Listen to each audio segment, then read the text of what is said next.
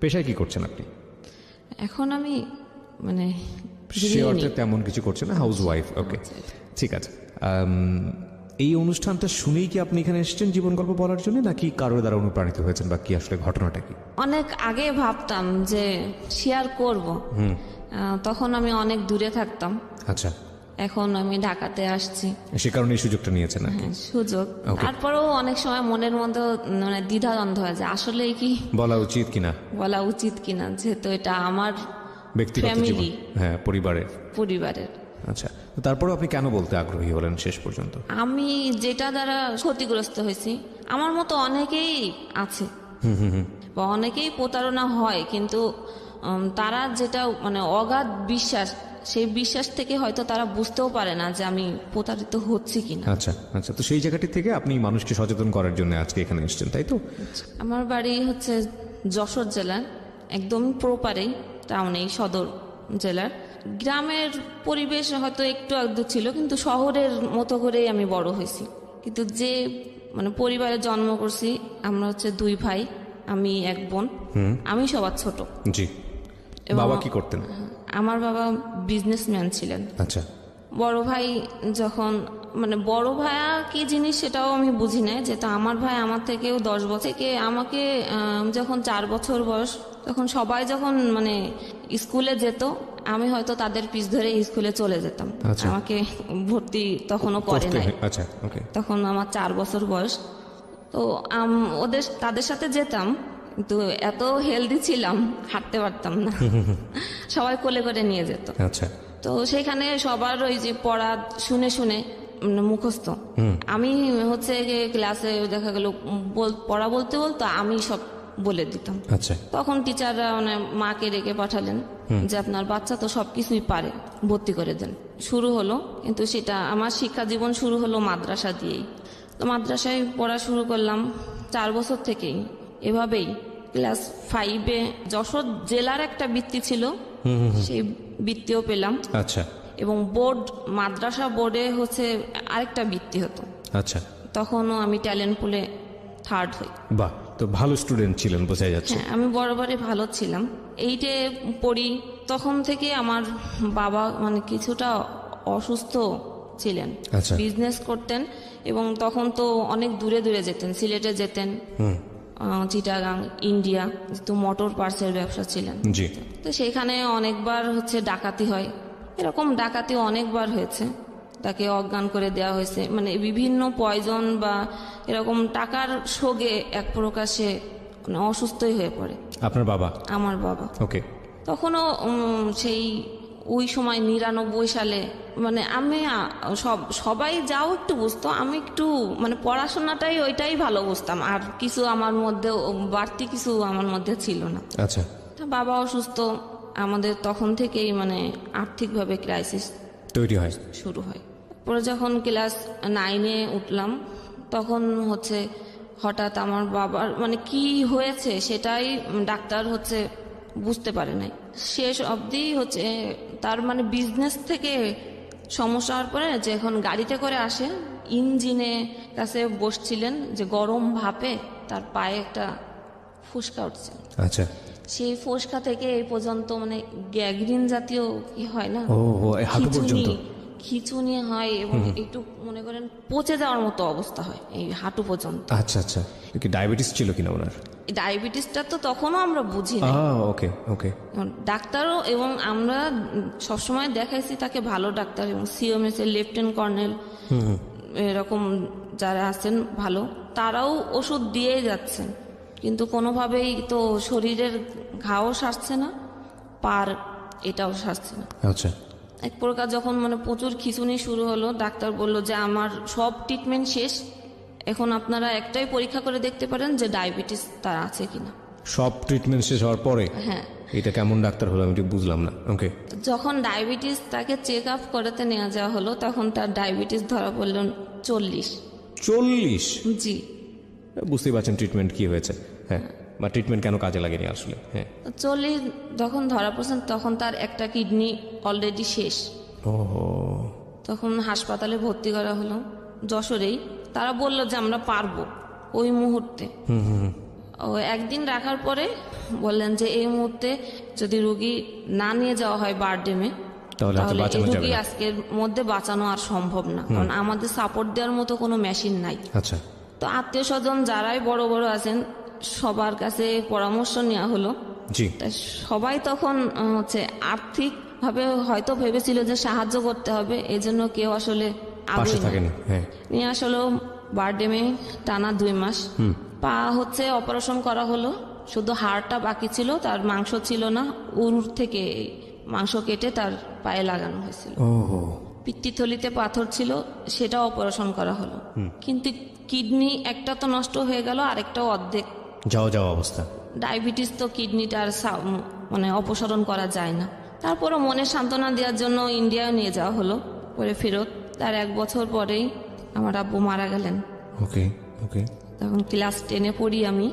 ঝামেলার কারণে ক্লাস 9-এ আমি কোনো ক্লাসই করতে পারি না, স্কুলে যেতেও পারি না, সবাই ফ্যামিলির ঢাকাতে। আমাকে খালার বাসায় রেখে যাওয়া হলো। তারপরে যখন আব্বু মারা গেলেন, এরপরে হচ্ছে আমার আম্মু হচ্ছে মানসিকভাবে একটু ভেঙে পড়েন এবং সেও প্রচুর অসুস্থ হয়ে যায়। যাক, সেটা হচ্ছে আমাকে এখন মানে শুরু হলো যে আমাকে বিয়ে দিতে হবে। আমার আম্মু শরীরের অবস্থা ভালো না, সে যে কোনো সময় মারা যেতে পারে। তাও আমি তো ক্লাস 9-এ সায়েন্স নিয়েছিলাম, তো আমার 8 অবধি আমাকে টিচার দেয় না বাড়িতে। আমার আম্মাও পড়ে গেছেন, আব্বু পড়ালেখাটা একটু দেখতেন। আমার জন্য বিয়ে দিবেন, বাট আমার জন্য সেরকম পারফেক্ট ছেলে যে খুঁজতে হবে সেটা তারা করে নাই। আমার যে টিচার ছিলেন সে আমাকে, আমার বোধ হয় যে সে কিছুটা মানে পছন্দ করতেন আমাকে। সে জানিয়েছিলেন আমার খালুকে যে হ্যাঁ আমি পছন্দ করি। তারপরে তার সাথেই আমাকে বিয়ে দেওয়া হলো। আমি ক্লাস 10-এ পড়ি, আর সে হচ্ছে মাস্টার্সের পরে পরীক্ষা দিলাম এসএসসি, দেওয়ার পরেই আমাকে তার সাথেই বিয়ে দেওয়া হলো। বিয়েটা কিভাবে হলো? ঘরোয়া আনুষ্ঠানিক, মানে তাদের বাড়ি থেকে কিছু লোক আসলেন, আমাদের বাড়ির এই আমাদের ফ্যামিলি এলাকার লোক। ছেলেটা কি করতো ওইভাবে। ওই সময়টাতে? বেকার মাস্টার্স পাস, মাস্টার্স পরে রানিং। মাস্টার্স পড়ছে। তো এরকম একটা ছেলে আপনাকে বিয়ে করলোই বা কেন? আমি ঠিক বুঝলাম না। আত্মীয় সম্পর্ক ছিল না, তাহলে? সে আমার টিচার ছিলেন। ওকে, হ্যাঁ, আমার বাসায় আমাকে পড়াতে আসতেন। প্রাইভেট টিউটর ছিল, প্রাইভেট টিউটর। সেই প্রস্তাব দিয়েছিল। জি। অদ্ভুত। এই বিয়েটার পেছনের মূল কারণটা আসলে কি ছিল, কি বলবো আমরা? আচ্ছা, আমাদের যশোর শহরে বাড়ি। হ্যাঁ, যশোরের থেকে যারা আঞ্চলিক অঞ্চলে থাকে তারা হয়তো ভাবে যে যশোর শহরে যারা থাকে তারা অনেক বড় লোক। আচ্ছা, আমাদের থেকে তারা একটু নিচে নিচে বলতে তাদের ফ্যামিলিতে কেউ শিক্ষিত নাই, আচ্ছা। সেই শুধুমাত্র মানে শিক্ষিত। হয়তো ভেবেছিল যে এক বাবার এক মেয়ে, বাবা বিজনেস করতেন, অনেক কিছু রেখে গেছে, পাবো কিছু, সেটাই আশা করে হয়তো সে মানে বিয়েটা করেছে। আচ্ছা, কারণ সে আমার চেহারাও খুব ভালো দেখে নাই, যে জন্য যে আমি মানে ছোট থেকেই এই পর্যন্ত দাখিল পর্যন্ত মাদ্রাসায় আমি বোরখা পরতাম। তার সামনে পড়তে বসলেও আমি ক্লাস 6-এর থেকে বোরখা পরতাম, এবং আমি আর কোনো ছেলে মানুষের ওইভাবে মুখ মানে দেখতো না, বাড়ির থেকে বেরোতামও না।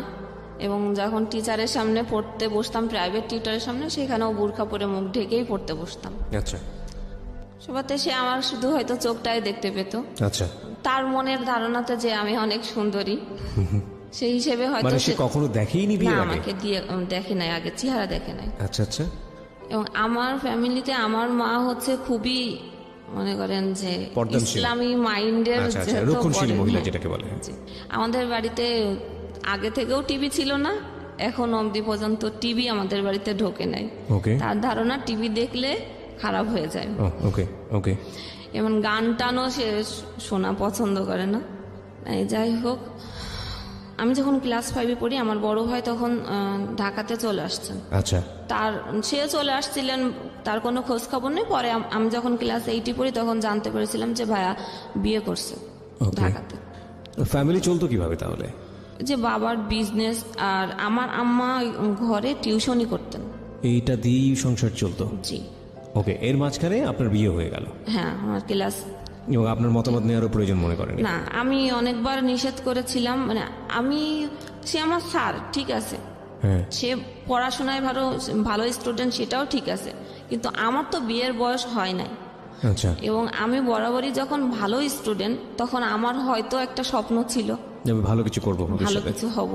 ওকে, কিন্তু সে আমি কত বলেছি, সালে এটা মনে আছে প্রথম এই যে ঘটনাটা ঘটলো বিয়ের? আমার বিয়ে হয়েছে 2005 সালে বিয়ে হলো। এরপরে প্রথম অবস্থায় তো সবারই খুব ভালো যায়, সে ম্যাচেই থাকতেন। আচ্ছা, তো সপ্তাহে একদিন আমাদের বাসাতে আসতেন। ওকে। পরে কলেজে ভর্তি হতে হবে, তার কোনো মতামত নাই যে আমি কোন কলেজে ভর্তি হব, মানে কোথায় হব, তার কোনোই মতামত নেই। আমার আম্মা বারবার তাকে বলছিলেন যে কোথায় ভর্তি করবো, ভালো কলেজ, কোনো মতামত কেউ দিতে পারলো না। না, কিন্তু বিয়ের আগে তো আপনাকে সে দেখেনি, বিয়ের পরে সে দেখলো, দেখার পরে তো একটা ব্যাপার থাকে যে সে কি হতাশ হলো নাকি খুশি হলো, প্রতিক্রিয়াটা কি ছিল? আর সেই তো আগে জানিয়েছিল যে না, আমি তাকে পছন্দ করি, আচ্ছা আমি তাকে বিয়ে করতে চাই। আচ্ছা আমার জন্য আর অন্য কোথাও বা দ্বিতীয় কোনো ছেলেও দেখা হয় নাই। আচ্ছা। তো বিয়ের পরে এখন মতামত না দেওয়ার পরে একেবারে যখন ভর্তির লাস্ট পর্যায়ে আর কোথাও মানে নাই, তখন একটা নাম করা না, আবার একেবারেও খুব ভালো না, একদম মানে সিরিয়ালের শেষের দিকে একটা কলেজের আমাকে ভর্তি করা হলো, সেটা কম্বাইন্ড কলেজ। এতদিন পড়েছিলাম হচ্ছে মহিলা মাদ্রাসাতে, ওকে মাদ্রাসায় আলিমেই আবার ভর্তি করতে চাইছিলেন, কিন্তু আমি জোর জবরদস্তি করেই বলছিলাম যে না, আমি এবার কলেজে পড়বো। কলেজে ভর্তি হলাম অবশেষে, জি। যশোর কলেজ, যেটা ছেলে মেয়ে একসাথে। এর আগে তো এতদিন পরে আসছি, মহিলা মাদ্রাসা ছিল। কলেজে দিয়ে আসতেন সকালবেলা, আচ্ছা ক্লাস করতাম, কিন্তু সে কোথায় বসে থাকতো কি চলে যেত এটা তো আমি কখনো খেয়াল করতাম না। আচ্ছা বসে থাকতো, যেহেতু ছেলে মেয়ে কলেজ, একসাথে ক্লাস করতে গেলে সবার সাথে কথা বলতেই হয়, ওইটা সে দূরের থেকে অনেক সময় থেকে ফলো করতো। আচ্ছা। বাসায় যখন সে আসার সময়ও নিয়ে আসতো সাথে করে, ক্লাস শেষ হয়ে গেলে 5 মিনিট যদি কলেজ থেকে বেরোতে দেরি হতো, বাসায় এসে বলতো যে আমি ছেলেদের সাথে কথা বলি, 5 মিনিট পরে কেন বেরোলাম, ভিতরে তাহলে কি করতেছিলাম, সন্দেহ করতো। সন্দেহ। আমি কিন্তু ছোট যখন, আসলে বিয়ের আগে কি বিয়ে কি জিনিস আমি সেটাই কিন্তু বুঝতাম না। আচ্ছা। বিয়ের পরে একদিনের জন্য আমাকে শ্বশুরবাড়িতে নিয়ে যাওয়া হলো। আমি কি বুঝি না যে শ্বশুরবাড়িও তখনও কি, আমি যে আমার শাড়ি গেট আপ খুলে সন্ধ্যার সময় ছেলে পেলে অনেকে দেখলাম যে দড়ি লাফ খেলছে, আমিও কিন্তু সবার সাথে দড়ি লাফ খেলছি। ওকে ওকে। তখন গ্রামের মানুষ তো ধারণা কত কিছুই তো বলে, যে বিয়ে করে আসছে, দেখছো কিরকম মেয়ে বিয়ে করছে। কলেজে তো এই সমস্যা শুরু হলো, সমস্যা একটু একটু করে, যে আমি সন্দেহ, স্যারেরা শিক্ষক মিলনায়তন ছিল, কোনো কিছুর টিচারদের কাছে পড়ালেখার জন্য দরকার হতেই পারে, জি। স্যারেদের কাছে গেলেও সে দূরের থেকে তো দেখছে, কিন্তু সেটা আমি ফলো করতাম না। বাসায় গেলে বলতে এটা করছো আজকে, ওইটা করছো আজকে। টিচারদের কাছে তোমার এত কি, এটা আপনাকে জিজ্ঞেস করতো আপনার হাজবেন্ড? আচ্ছা। অফ টাইম, ক্লাসের যখন অফ টাইম থাকে সবাই তো কমন রুমে যায়, কেউ ক্যারাম বোর্ড খেলে, অনেক কিছুই করে। আমি তো কোনো খেলায় পারতাম না, তাও খেলতাম, সেটাও করা যাবে না। শুরু হলো মানে মানসিক একটা খারাপ লাগতো যে বিয়ে দিল আমাকে, আমি মানে পড়াশোনা করব, আমি সায়েন্সে পড়ি, সায়েন্সে পড়তে গেলে তো আমাকে সেইভাবে পড়তে হবে, এবং নতুন করে আমাকে আর টিচার দেয় নাই, সেই আমাকে পড়াচ্ছে। আচ্ছা। তো আগে যখন টিচার ছিলেন 9-10-এ, তখন একটা বিষয় না বুঝলে সেটাকে খুব ভালোভাবে বোঝাতেন। রাইট। এখন যখন হচ্ছে বউ হয়েছি, তো আমি একটা বিষয় বুঝতে গেলে তোমার মাথায় এইগুলো এখন ঢুকবে না, তুমি এখন বোঝো না, মানে স্বাভাবিক জিনিস বোঝো না। এখন কলেজে যে নতুন নতুন ছেলে পাইছো, এখন আর পড়ালেখা মাথায়, তখন আর আমাকে অত ভালো করে পড়া বোঝাতো না, ফেলে দিত বই খাতা, মানে উচ্চতর গণিত করতে গেলে ওটা একটু হার্ড ছিল, মানে বই খাতা চেলে ফেলে দিত। আচ্ছা। তা আমি আর আগ্রহ করে আর যেতাম না। পরে আবার বলতো যে তোমার যদি পড়ার ইচ্ছাই থাকতো, আমি বই খাতা ফেলে দিলে কি হবে, ওই বইটা আবার করে এনে আবার আসতো তুমি আমার কাছে শিখতে। মানে সবকিছুতেই আপনার দোষ? হ্যাঁ, বলে যে আমাদেরও এরকম স্যারেরা অনেক এরকম করছে আমাদের সাথে, তারপরেও আমাদের শেখার আগ্রহ ছিল দেখে আমরা স্যারদের কাছ থেকে জোর করেই শিখছি। এদিকে আমার আম্মা এখন বলা শুরু করলেন যে তোমার এত খরচ, আমি তোমাকে বিয়ে দিয়ে দিচ্ছি, এত খরচ তো আমি টানতে পারবো না। মানে তখন কি আপনি মায়ের বাসাতেই থাকতেন নাকি? হ্যাঁ, আমাকে মায়ের বাসাতেই থাকতেন। মায়ের বাসাতে। তখন তুলে নেয়নি? না। আচ্ছা। কলেজে তো ছেলেদের সাথে কথাই বলা যাবে না, এখন আমি রিজার্ভ হয়ে গেলাম একদম, কারণ আমি একটু মানে স্বভাবগতই আমি সবার সাথে মিশুকে, কথা না বলতে পারলে ভালো লাগতো না। পড়াশোনায় আর ওইভাবে মন বসতো না। এই মানসিক প্রেশারে কলেজে যে আমি পড়া দিতে পারতাম না। জি। তখন আরো খারাপ লাগতো, স্যারেরা আরো বলতো যে তুমি এরকম কেন মানে হয়ে যাচ্ছ, কিছুই পারতেছো না, মানে ফলাফল কি, মানে ভালোটাও নাই, একেবারেই লো হয়ে যাচ্ছে। আর তোমার রেজাল্ট এসএসসিতে এত ভালো না যে আমি 1 পয়েন্টের জন্য এ প্লাস হয় না, তখন এ প্লাসও অনেক টাফ ছিল, এখনকার মতো অ্যাভেলেবেল এ প্লাস ছিল না। তো পড়ালেখা আর হলো না ওই সময়। এখন বলে যে কলেজ ট্রান্সফার করতে হবে। কলেজ ট্রান্সফার কেন? ওই যে ছেলে মেয়ে একসাথে কলেজ, ও এখন কোনো মহিলা কলেজে ট্রান্সফার করতে হবে। আম্মুই পাশতে বলতেছে যে ও আমাকে ঠিক মতো পড়ায় না, এখন আমাকে টিচারও দিতে পারতেছে না ভালোভাবে, এখন খরচ চালাতে পারতেছে না, এখন আমি কি করব? সেও বেকার, সেও তো আমাকে 1 টাকাও দিতে পারছে না। রাইট। আমি আর করার কিছু নাই। আমি তখন কি বললাম, আমি তাকে বললাম তাহলে কি করব, তাহলে তোমাদের বাড়িতে নিয়ে যাওয়া লাগবে। এখন যদি আমাকে কলেজ ট্রান্সফার করবে তাও যশোরে না, তার বাড়ির ওদিকে। আচ্ছা, তার বাড়ির ওদিকে কেন? যাতে সে মনিটর করতে পারে আর কি, কি হচ্ছে না হচ্ছে। ওকে। তার মাস্টার শেষ, সে এখন বাড়ির দিকে চলে যাবে। জি। ফার্স্ট ইয়ার শেষ, যখন মানে কলেজ ট্রান্সফার করবে তখন সেই সময়টাও আর নাই। যখন যশোর শিক্ষা বোর্ডে যাওয়া হলো, বোর্ডে যে কাজটা করেন যে ম্যাডাম, উনি আমাদের পরিচিতি ছিলেন। ম্যাডামকে যখন বলা হলো, ম্যাডাম বলল ঠিক আছে, আমি ব্যাক ডেটে আমি এটা করে দিচ্ছি। আচ্ছা। দিয়ে পাঠায় দিল সেই নোয়াপাড়া, অভয়নগর থানা, যশোর জেলার। ও মাই গড। ওকে, তারপর?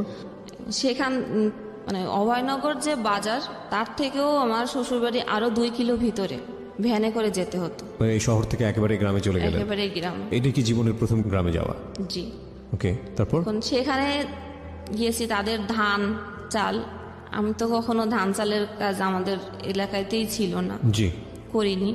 তো ওখানে যে আমাকে এখন বলা হলো যে আমাকে সব কাজ করতে হবে, এবং পড়ালেখাটা তখন আর সে চাইছে না।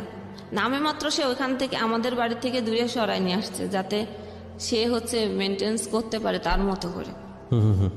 কলেজে যাওয়ার জন্য আমাকে হচ্ছে টাকাও দিত না। আমার যে ননদ ছিল সমবয়সী, একই ব্যাস, তাকে টাকা দেওয়া হচ্ছে, সে ভ্যানে করে যাচ্ছে, কলেজ করতেছে। আমি সেই 2 মাইল পথ হেঁটে হেঁটে সেই কলেজে যেতাম। আচ্ছা। সকাল 6টায় হচ্ছে ফিজিক্স কেমিস্ট্রি স্যারদের সকালে ব্যাচ থাকতো, ব্যাচ শেষ করে 10টায় ক্লাস করে আবার বিকেলে আরো 2টা সাবজেক্ট পড়ে বিকেল 4টায় আসতাম। আসার পরও খাবার নাই, সকালে যেতাম না খেয়ে, বিকালে এসেও বলতো যার খাবার সে রান্না করে খাবে, কারোর জন্য রান্না রেডি করা নাই। ও কি করতো? ও তখন হচ্ছে একটা ইন্স্যুরেন্স কোম্পানিতে মানে ছোটখাটো একটা মানে হাত খরচ চলে এরকম একটা কাজ করে। আচ্ছা। তখনও কোনো চাকরি পায় না সে। আচ্ছা আচ্ছা। সেও সকালে চলে যেত, ট্রেনে করে চলে যেত। সেটা ছিল আরেকটা থানা, জিগরগাছা। আমাদের ছিল তো সদর থানা। জি। সে ট্রেনে চলে যেত, সে আসতো রাত্রে 9টা বেজে যেত, সারাদিনই না খাওয়া।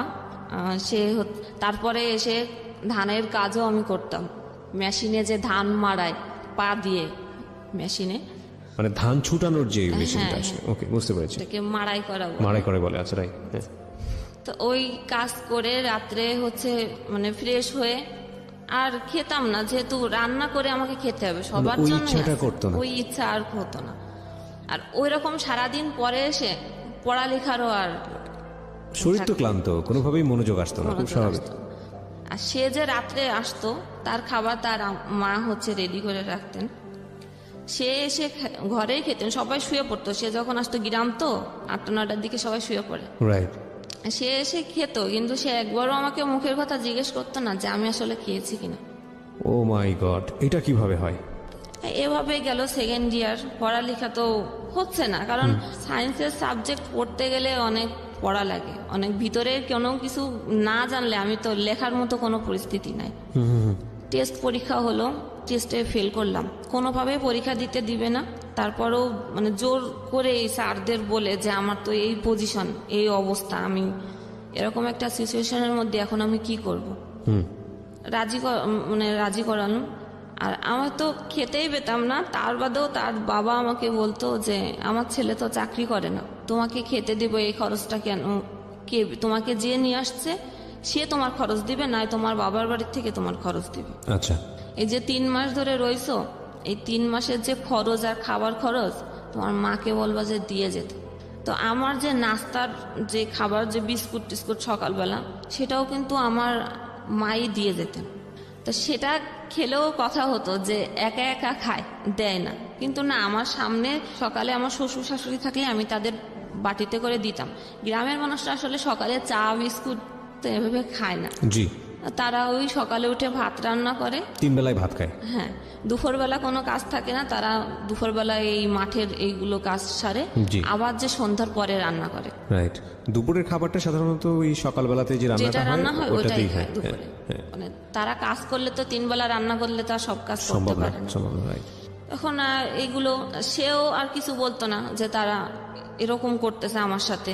কাজ তো করাই, প্লাস হচ্ছে আমার এত ঘাই খেতে খেতে এক সময় হয়তো উত্তর দেওয়া একটু একটু শুরু করতাম।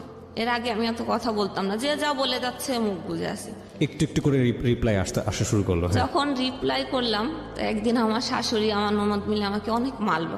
সেইখানেও তার কোনো কথা ছিল না। সে যখন আসলো রাত্রে, তখন বলল যে তুমি কেন কথা বললে, তুমি কথা বলছো দেখেই পরিস্থিতি এরকম হয়েছে, তোমার কথা বলার কোনো দরকার ছিল না, তুমি বউ, তোমার গলা কেন উঠবে।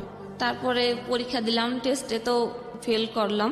পরীক্ষা, ইন্টার পরীক্ষাও হচ্ছে গিয়ে দিতে গেলাম তাদের বাড়ি থেকেই না খেয়ে।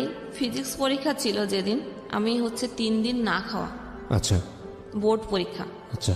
তো পরীক্ষার হলে যাওয়ার পরে প্রশ্ন হাতে নিয়ে আমার আর সেন্স ছিল না, ওহো। আমি লিখবো কি, মানে অ্যাটেন্ড হয়েছে আর পরীক্ষায় দিনে, পরে পরীক্ষা দেওয়ার পরে তো ফেলই আসছে। মানে ফিজিক্স আর কেমিস্ট্রিতে আমার ফেল আসছে, সব সাবজেক্টেই হয়েছে মানে ভালো না, 3 পয়েন্ট পাস কোনো রকম, 45 করে মার্ক। তো তার মানে আপনি ফাইনালি এসএসসি পরীক্ষায় ফেল করলেন, তাই কি? হ্যাঁ, এটা কি পরীক্ষা ছিল? এটা ইন্টার এইচএসসি। ও, এইচএসসি ছিল। তার মানে আপনি ইন্টার পরীক্ষায় ফেল করলেন। আমরা বিরতি নেব, আরেকটা প্রিয় শ্রোতা, ছোট্ট একটা বিরতি। গল্পটা কিন্তু কেবল শুরু হয়েছে, হ্যাঁ, এবং ঘাত প্রতিঘাত আছে, বিভিন্ন বাঁক আছে। এই বাঁকের দাঁড়ায় কোথায় গিয়ে সেটা আসলে অচিন্তনীয়। এবং সবসময় আমরা যে কথাটা বলি, জীবন নাটকের চেয়েও নাটকীয়। ফেল করলেন আপনি এইচএসসি পরীক্ষায়। যখন পরীক্ষা শেষ হয়ে গেল, তখন তো আমার তাদের কথা মতো আমাকে তো বাড়ি চলে আসতে হবে, মানে বাবার বাড়ি। যেদিন আসবো মানে আমাকে একবারে দিয়ে যাচ্ছে। কেন? মানে আপনাকে নিয়ে আমাকে সংসার করা? বলে নাই যে আমাকে দিয়ে যাচ্ছে সে একবারে। আচ্ছা, মানে আচ্ছা। তাদের বাড়িতে আমাকে নিয়ে বিভিন্ন অশান্তি, এবং তার মা এটা বলেছিল যে আমার মেয়ে যতদিন বিয়ে না হবে, আমার যে সমবয়সী যে মানে ননদ ছিলেন, ততদিন আমি ওই বাড়িতে আসতে পারবো না, ওকে। আমি থাকতে পারবো না। মানে আপনার ননদের বিয়ে হওয়ার পরে আপনার যেতে হবে ওখানে? যেতে হবে এটা। তো আমার শাশুড়ি তো আমাকে সবসময় বলতেন যে তোমাকে আমাদের পছন্দ না, যে পছন্দ করছে তুমি তার সাথে সবকিছু বুঝে নিও। ওকে ওকে। তারপর? তা যেদিন মানে গোছানো হয়ে গেছে, তো আমি, যদিও আমার সাথে এরকম করতো, তাও আমি একটু কেন যেন ভালো না, আমার অনেক মানে আগে ভালোবাসি না এভাবে, কিন্তু এখন একটু টান হয়েছে। আমি তাকে ছাড়া মানে কোথাও যেতে চেতাম না। শাশুড়িকে? না, আমার হাজবেন্ড। হাজবেন্ডকে ছাড়া? ওকে। এখন আমাকে দিয়ে আসবে, আমি তাকে বারবার বলতেছি যে আমি যশোরে, মানে সে অফিসে যাবে, আমাকে মানে যশোর স্টেশনে ড্রপ দিয়ে নামায় দিবে, কিন্তু সে ওই ট্রেনে চলে যাবে মানে ঝিগরগাছা। আচ্ছা। আমি বলেছি যে না, আমি এভাবে যাব না, আমাকে নিয়ে গেলে সাথে করেই আমার বাড়িতে নিয়ে যেতে হবে। আর আমি তো জানি না যে আমি যে কয়দিন থাকি, তুমি হচ্ছে মানে ঝিগরগাছা থেকে যশোর কাছে, যশোর থুয়ে তারপরে অভয়নগর, তা আমাদের এখানে মানে কিছুদিন থাকো, তারপর আবার একবারে চলে যাব। সে কোনোভাবে মানে রাজি হচ্ছে না যে আমাদের বাড়িতে সে যাবে না, ইভেন সে আমাকেও দিয়ে আসতে যাবে না, সে স্টেশনে আমাকে নামাই দিবে। আচ্ছা। তা আমি তখন একটু জেদ করেই বসলাম যে তাহলে আমি দরজায় যে তালা লাগাবে, আমি তালাটা দিব না, তালা আমার হাতে, তালার চাবি। তখন মানে সে আমাকে মানে মারে, মারলে আমি রাগের শেষে তালাটা আমি চেলে দিছিলাম, ছুঁড়ে দেওয়ার পরে তালাটা যে তার কপালে লাগে। আচ্ছা। কপালে লাগলে এখান থেকে মনে করেন ব্লাড বেরোতে থাকে। ব্লাড বের হয়, এখানে একটু ব্লাড বের তো সে তো বাড়ির মানে পরিস্থিতি তো গ্রামের, মানে কারণ আশেপাশের বাড়িতে যারা আছে মানে সবাই চলে আসছে চিল্লাচিল্লিতে যে বউ মাথা ফেড়ে ফেলেছে। হ্যাঁ। আচ্ছা। পরিস্থিতি এতই খারাপ, তখন ফোন দিছে আমার বাড়ি থেকে আমার আম্মাকে যে আপনার মেয়েকে এসে নিয়ে যান, আমি আপনার মেয়েকে দিয়ে আসতেও পারবো না, কিছু করতে পারবো না। তা আমার আম্মার তখন নাকি অনেক জ্বর ছিল, সে আসতে পারে বলছে যে আমার তো ওঠার মতো পরিস্থিতি নাই, তাহলে তুমি বাজারে নিয়ে যে একটু বাসেই উঠাই দাও। আচ্ছা, বলছে যে না আমি সেটাও পারবো না, আপনাকে এইখানে এসে নিয়ে যাওয়া লাগবে। তারপরে হচ্ছে মানে কি বলবো, আমার তো তখন কথা ওইভাবে বেরোতে আছে, তার বোন, তার মা, আশেপাশের লোকজন, মানে সবাই মনে করেন আমাকে একেবারে তুলা ধোনা যেটাকে বলে। আমি তখন হচ্ছে গিয়ে যখন বেশি কথা বলা শুরু করলাম, তখন আমি বোরখা পরা ছিলাম, বোরখার যে ইস্কাফের ওড়না, তখন সে আমাকে ওই ওড়না দিয়ে গাছের সাথে বেঁধে রাখলো। আপনার হাজবেন্ড? হ্যাঁ।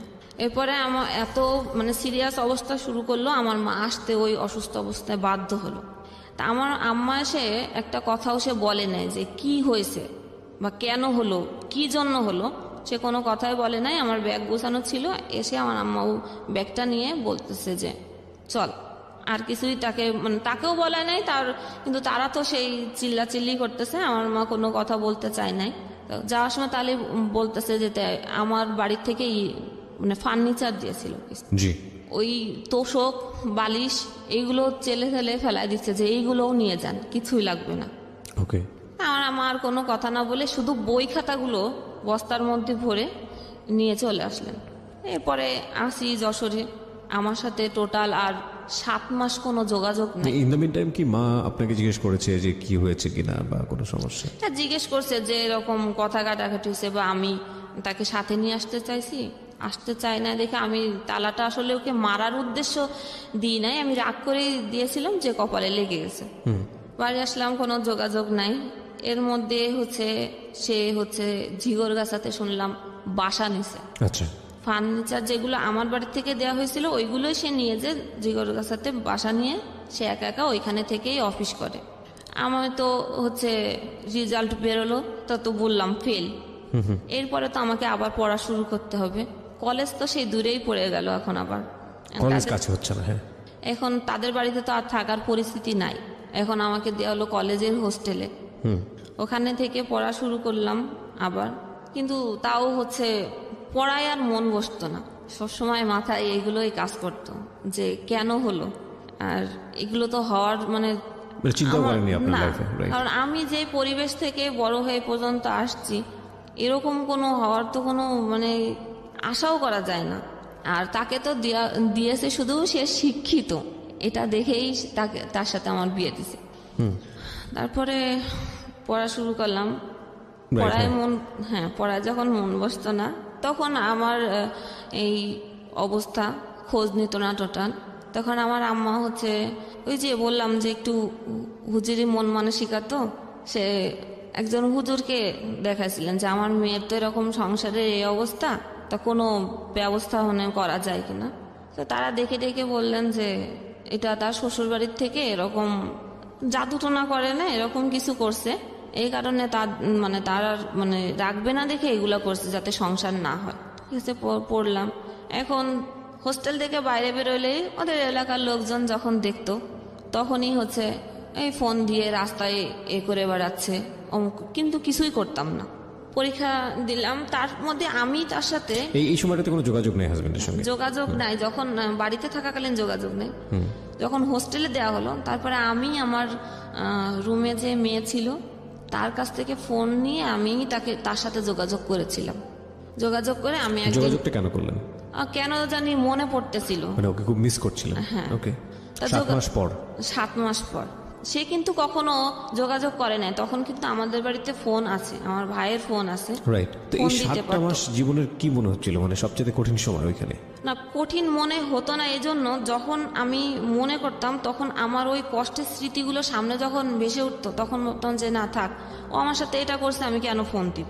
এটা ভেবে ভেবেই 7 মাস পার হয়ে গেছে যে আমি আর ফোন দিব না, দেখি তার আমাকে দরকার কিনা। ওকে। তারপরে আমি যোগাযোগ করে একদিন ঝিগরগাছায় যাই, সে যে বাসা নিয়ে থাকে ওই বাসাতেই, তখন ছিল রোজার সময়। ওকে। তো আমি বরাবরই কখনো মানে রোজা ভাঙি না, সবসময় রোজা রাখি আমি পুরোটাই। সেও রোজা রাখে, কিন্তু নামাজ পড়ে না, একক তো রোজা রাখে। তো ইফতারি আনছে, বলছে যে আমাকে দেখে বলতেছে তুমি ভাইবো না যে তুমি আসতো দেখে আমি মানে এত ইফতারি আনছি, আমি বরাবরই আমার নিজের জন্যই এতটুকুই আনি। জিনিসটা আমার খারাপ লাগছিল যে আমি এটা তো আনছে, আমি হয়তো ভাবছি যে আমার জন্য আনছে, এটা তো বলার দরকার ছিল না, তাহলে আমি কিছুই বুঝতাম না। এটা যখন আমাকে বলছে তখন আমার একটু খারাপ লাগছে যে আমি এত মাস পরে আসলাম, তার ইফতারি নিয়ে কমান্ড এটা। তারপরে আমার বাড়ি থেকে জানতো না যে আমি তার কাছে আসছি, কারণ বাড়ির থেকে সম্পূর্ণই নিষেধ ছিল যে তার সাথে যোগাযোগ না করার। যখন হোস্টেল থেকে বাসায় ফোন দিল যে ও কি বাড়িতে গেছে, তখন তো বললো যে না বাড়িতে আসে নাই। তখন আইডিয়া করলো যে ওর ওখানে যেতে পারি, তাছাড়া তো আর কোথাও যাওয়ার জায়গা নেই। আমার ভাইয়া তাকে হচ্ছে গিয়ে ফোন দিয়ে তাকে অনেক মানে রাপই করে যে আমার বোনকে না বলে কেন নিয়ে গেছিস, দিয়ে যা। পরে সে আমাকে ওই স্টেশনেই নামাই দিল, সে আর দিয়ে আসলো না। আবার গেলাম বাড়ি।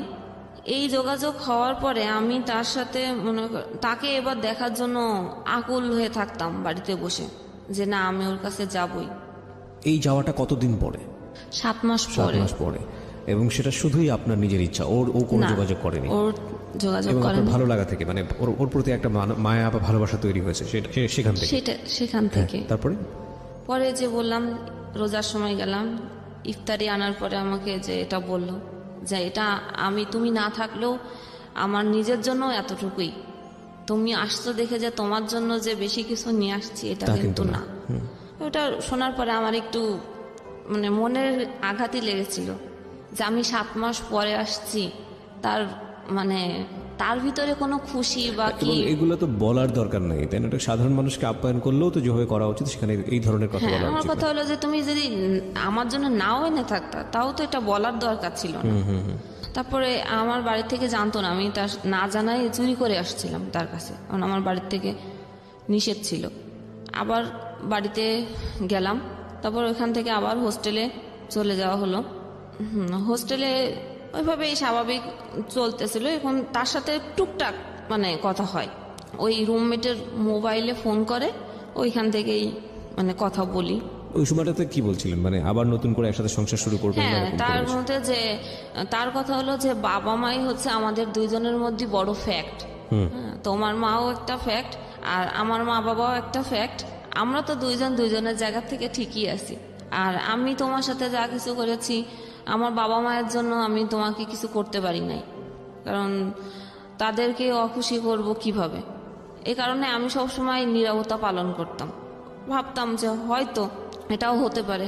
তারপরে হচ্ছে সে চাকরি পেল ইউনিয়ন পরিষদ সচিব। আচ্ছা। সেখানে তার প্রথম পোস্টিং হলো যশোরের মনিরামপুর থানা। আচ্ছা।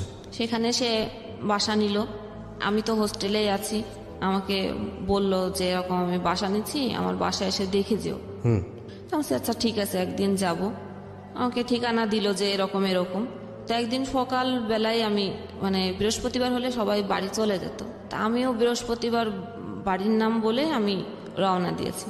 অভয়নগর থেকে ওইখান থেকে ভিতরের থেকে মনিরামপুর যাওয়ার অনেক কাছে। আমি ভোরবেলা যে হাজির হলাম, সেই ঠিকানা মতো নক করলাম, দেখলাম সে ঘুমের থেকে উঠছে। তো বললো যে আসতো তো থাকো, থাকতে বলছে। আমি একবারেই থেকে গেছি যে আমি আপনি একটা সুযোগ চাচ্ছিলেন যে কোনো ভাবে ওর সঙ্গে থাকা।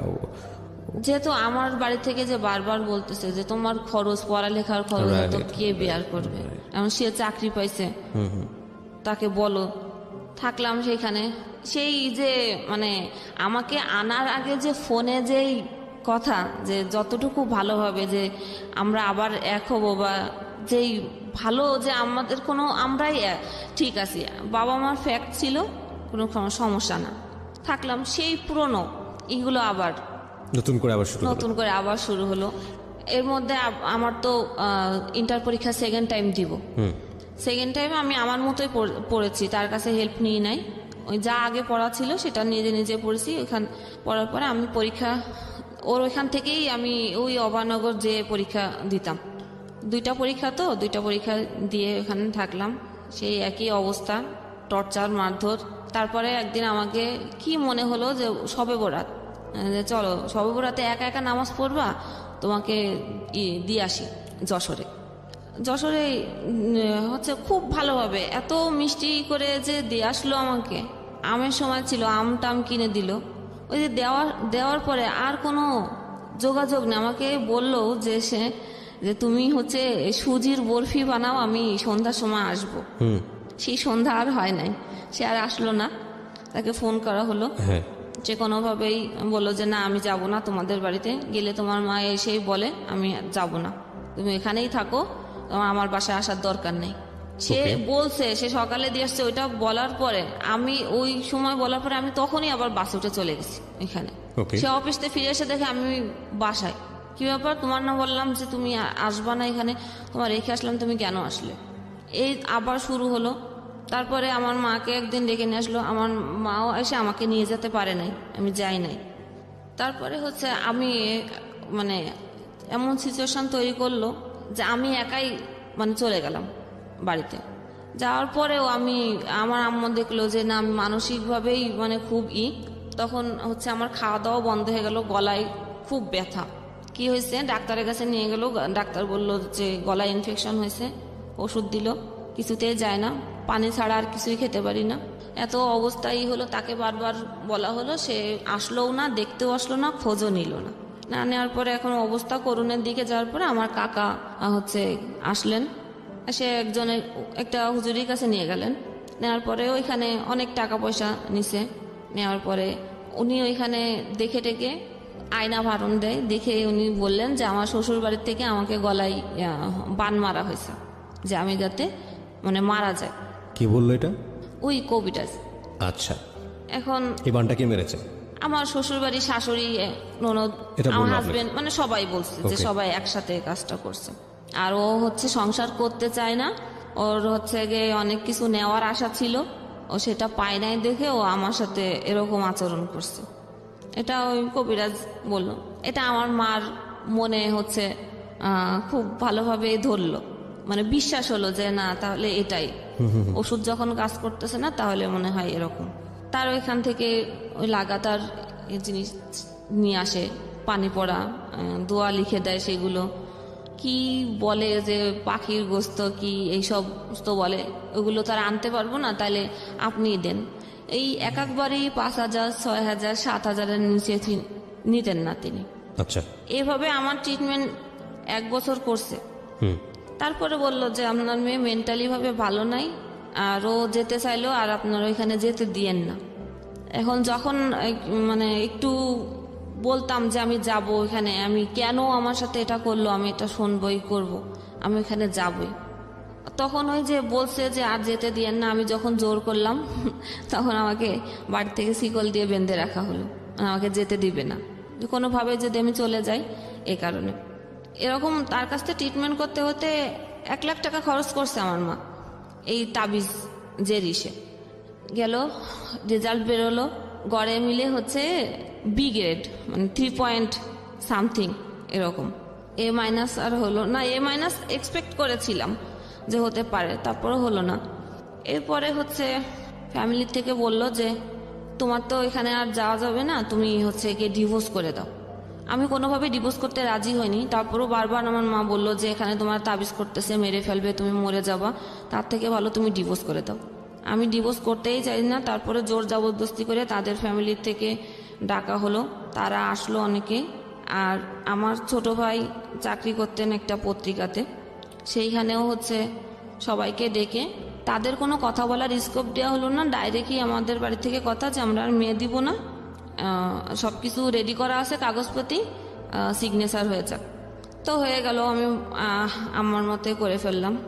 করার পরে আমি বাড়িতে হচ্ছে খুব মানে মানসিকভাবে ভেঙে ফেললাম। এতটাই আমি মানসিকভাবে হয়ে গেলাম যে আমি আম্মাকেও ঠিক মতো ভালোভাবে চিনতে পারতেছিলাম না।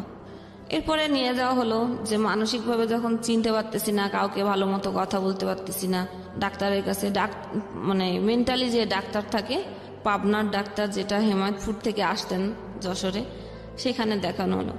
ডাক্তার সেখানে ট্রিটমেন্টের মধ্যে কি ওষুধ দিতেন জানে না, শুধু ওষুধ খেয়ে ঘুমাই থাকতাম। তারপরে আস্তে আস্তে যখন ঘুমের ওষুধটাও এক প্রকার, একশোর সময় মনে হতো যে এটা না খেলে আমার ঘুম হচ্ছে না, নেশার মতো হয়ে ওটা গেছে। নেশার মতো হয়ে গেল। তখন আমি আমার নিজের থেকে আমি এটা বাদ দেওয়ার চেষ্টা করলাম, কিন্তু আমি বাদ দেওয়ার চেষ্টা করলে আমার মানে বাসার থেকে জোর করে খাওয়াই দেওয়া হতো যে না ও ঘুমায় থাকো। এরপরে ভাবা শুরু করলাম যে কি করা যায়, নিজেকে তো আর এইভাবে বসায় রাখলে তো হবে না। আমি যদি এই 2টা সার্টিফিকেট নিয়ে আমার ব্যাকগ্রাউন্ড এটা হলো, আমার ডিভোর্স হয়ে গেল, এইটা নিয়ে আমি এখন কোথায় যাব?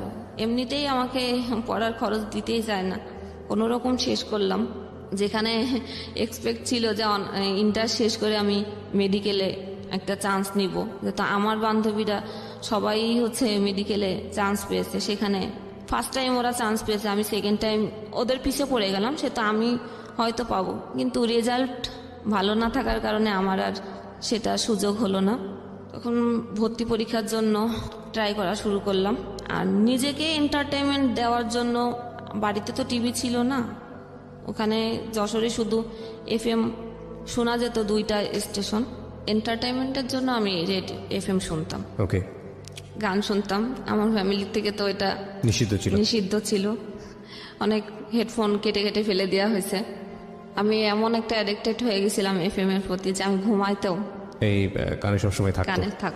আলটিমেটলি আমার জগন্নাথ ভার্সিটিতে চান্স হলো, কিন্তু বাড়ির থেকে কোনোভাবে আমাকে দিল না ভর্তি করে। আচ্ছা, না দেওয়ার পরে আমি কবিরাজি ট্রিটমেন্ট চলছে এদিকে? হ্যাঁ, চলছে এগুলোর প্রতি আমি বিরক্ত ছিলাম, কিন্তু উপায় ছিল না। যেহেতু পানি খাবো, সে পানির মধ্যে হয়তো মিশাই দিয়ে রাখতো। আচ্ছা, খাবারের মধ্যে। এটার মূল কারণটা কি ছিল? যে আমাকে যে কিছু একটা করা হয়েছে উল্টাপাল্টা, সে কারণে তোমাকে আর হচ্ছে। আমি এত কিছু আমার সাথে করার পরেও আমি তার প্রতি অ্যাডিক্টেড কেন? আমি বারবার কেন তার কাছে ছুটে যাই? তোমরা তো চাচ্ছিলে এক হতে, আর আলটিমেটলি ও চাচ্ছিল নাকি তুমি চাচ্ছিলে শুধু? তার কথা হলো যে সে কেন ডিভোর্স দিবে, সে কখনোই মুখ থেকে এটা বলবে না, তাহলে তো তার অনেক টাকা দেওয়া লাগবে। রাইট, সো তুমি ডিভোর্স দিয়েছো। তারা আসছিল, হ্যাঁ, কিন্তু আমাদের ইসের থেকে তাদের কোনো স্কোপ দেওয়া হয় নাই। আচ্ছা আচ্ছা, না দেওয়ার কারণে মিউচুয়াল যে সামনাসামনি। আমার প্রশ্নটা হচ্ছে যে আকর্ষণীয় জায়গাটা কি শুধু তোমার জায়গাটা থেকে ছিল নাকি তারও ছিল? তুমি যে তার কাছে বারবার যাচ্ছ? না, আমারই ছিল, একদম সলো তোমারই একতরফা। এই কারণে তোমার ফ্যামিলি ট্রিটমেন্ট করাচ্ছে, কবিরাজি ট্রিটমেন্ট, তোমার কিছু একটা করেছে যে কারণে তোমার এই আজকে অবস্থা। ওকে, হ্যাঁ বলো। আমি সবসময় এক্সপেক্ট করতাম যে আমার মা আমাকে অনেক ভালোবাসবে, তার কাছ থেকে আমি অনেক আদর স্নেহ পাবো, তার কাছ থেকে আমি মানসিকভাবে ইন্সপায়ার হব সে আমাকে। কিন্তু আমার মায়ের কাছ থেকে আমি এটা কোনোভাবেই পেতাম না। তখন আমার মধ্যে আরও অন্যরকম কাজ করা শুরু করলো। আমাকে আমার লাইফে এত কিছু হয়ে গেল, এখন তো আমি আরও বেশি এক্সপেক্ট করি যে আমাকে বেশি আদর করবে, বেশি কিছু দিবে, কিন্তু আমি সেটা আর পাচ্ছি না তার কাছ থেকে। আম্মুই তো আমাকে বারবার বললো যে এরকম পরিস্থিতি থেকে বেরোনো, তুমি ডিভোর্স দিয়ে দাও। এখন এই পরিস্থিতি যশোর দক্ষিণবঙ্গের আমাদের এখানে বড় মাইকেল মধুসূদন বিশ্ববিদ্যালয় কলেজ, সেখানে চান্স পেলাম কেমিস্ট্রিতে। এদিকে ডাক্তার যখন পাবনার ডাক্তার দেখাইছিলেন, উনি বলছিলেন যে তুমি আর মাথার ব্রেনটে চাপ নিবা না, আর কোনো পড়াশোনা টোটালি বিরত থাকো, পড়াশোনা এখন আর করো না। কিন্তু আমি পড়ালেখার জন্য নিজেকে তৈরি করতেছি যে না, আমাকে এর মধ্য থেকে বেরোতে হবে, তাই আমাকে পড়তে হবে।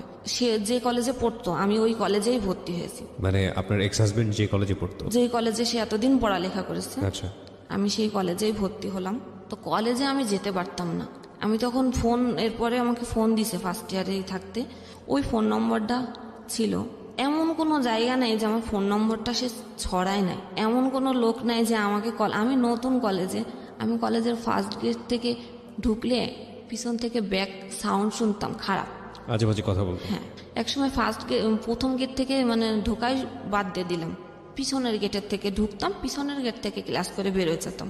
টিউশনি শুরু করলাম, পড়তেছিলাম। এখন এদের কথার প্রেশার, বাড়ির প্রেশার, আর কলেজের বাইরে রোডে ঘাটে এত প্রেশার, এবং ফোনে মানুষের এত টর্চারিং, ফোন করে বলে যে আপনার রেট কত, এইগুলো বলতো ফোন করে করে।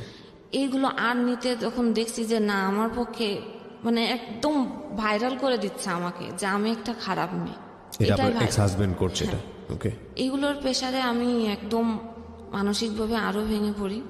চলে আসলাম কলেজ ট্রান্সফার করে ঢাকাতে। এই চাপগুলো, সামাজিক এইসব চাপের কারণে? আচ্ছা, তখন সেকেন্ড ইয়ার শেষ করেই আমি মিরপুরে চলে আসি, বাংলা কলেজে ট্রান্সফার হয়। আমার বড় ভাই থাকতেন তো ঢাকাতে, তার কাছেই আসলাম। আসার পর একটা কিন্ডার গার্ডেনে ঢুকলাম। কিন্ডার গার্ডেনে আসলে বেতন কত তো জানেন, 1-2 টাকার বেশি দেয় না। ওখান থেকে 2টা টিউশনি, ইনকাম ছিল 4000 মাসে। ভাইয়াকে দিতে হতো ঘর ভাড়া 2500, খাবারের জন্য 1500। সে আমাকে ফ্রি খাওয়াবে না, জি আপন ভাই, বড় ভাই। আমার Okay. থেকে 10 বছর মানে সিনিয়র। ওকে। কদিন পরে শুরু হলো যে ভাবির দিক থেকে আমার জন্য খরচ বেশি হয়ে যায়, খাওয়াতে পারবে না, এখানে এটা করে কেন তোমার বোন, ওখানে ওটা। আমাকে ডিরেক্টলি বলে না, আমার ভাবির সাথে আমার কোনো তর্ক হয় নাই, কিন্তু ভাইয়ের সঙ্গে হচ্ছে। ভাইয়ের সাথে বলে। ভাই আবার ওইটা ফোন দিয়ে আম্মাকে বলে, আম্মা ফোন করে আমাকে, কথা ঘুরে আমার কাছে আসে। আচ্ছা আচ্ছা। আমার কথা হলো যে আমি তো অবুঝ না, আমি তো বুঝি, আমাকে বলো যে এটা এই সমস্যা, তুমি এটা এভাবে করো না, এটা এইভাবে করো, শেষ। এত ডাইভার্ট করে এসে কথা। এক সময় ভাবি একদিন দেখি কান্না করতেছে বিকেলবেলা। কি হয়েছে ভাবি তোমার? কিছুই বলে না। রাত্রে সে মানে ভাইয়ার সাথে সেই গ্যাঞ্জাম।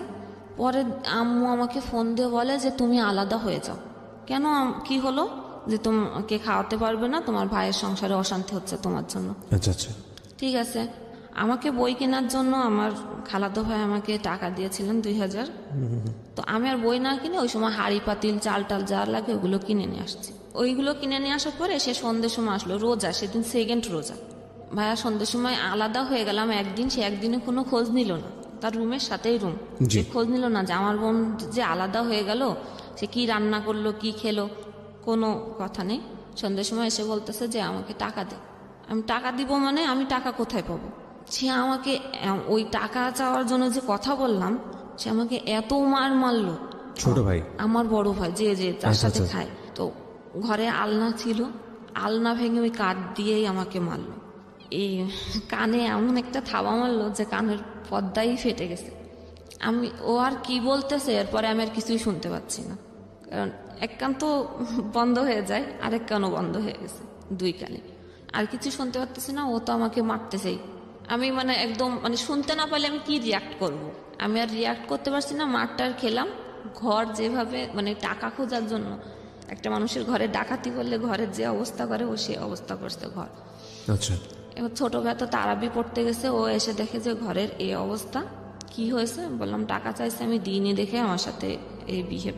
পরে আম্মাকে ফোন দিল, আম্মা আসলেন ঢাকা থেকে, এই যশোর থেকে ঢাকায় আসলেন, কিন্তু আম্মা কোনো রিয়াক্ট আর করলেন না যে কেন করলো এই। ডাক্তার তখন দেখলাম কানের থেকে ব্লিডিং হচ্ছে। ব্লিডিং হওয়ার পরে বুঝলাম যে আমি কেন শুনতে পাচ্ছি না। ওকে। এরপরে ডাক্তার দেখালাম পিজিতে।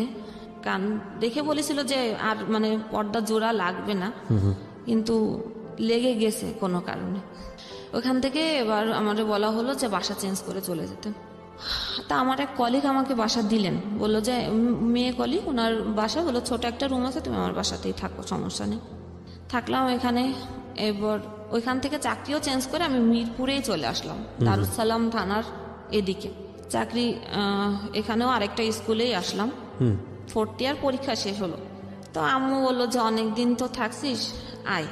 মানে আমার মার কথা হলো যে আমি মা, আমি সন্তানের মানে ভালোর জন্য করতেছি, যা করতেছি এটাই রাইট, তোমার কথা বলার কোনো স্কোপ নেই, বা আমার যে কি ইচ্ছা এরকম কোনো ইচ্ছা প্রকাশ করার মতো জায়গা নেই। আচ্ছা।